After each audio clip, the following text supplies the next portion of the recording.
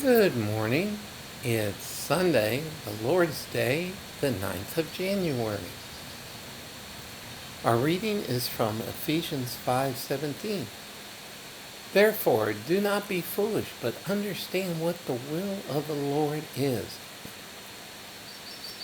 I think one of the places we make our most mistakes is we assume what God's will is, and we like to think it's what we want. And we need to be seeking His will rather than trying to get Him to rubber stamp ours.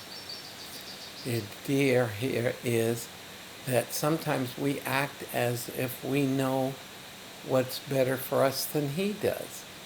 And it's reasonable to want things. It's reasonable to ask Him for what we desire. In fact, He's our loving Father, and that's one of the blessings that we can do that. But even when our desires are reasonable, and there are times when that's the case, that doesn't mean that makes it consistent with what God's will for us is.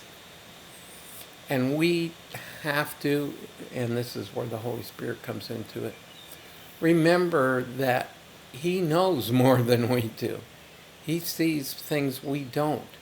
And our goal should be, first and foremost, to glorify Him, not necessarily to get our desires.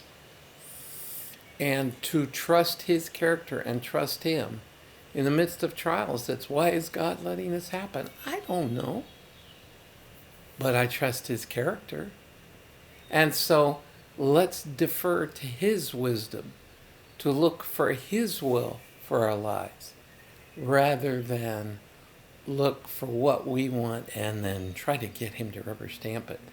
And in the long run, we will be much more blessed in that approach than we will in just simply Him saying yes to everything. And isn't that something wonderful to remember? And yes, I'll see you again tomorrow.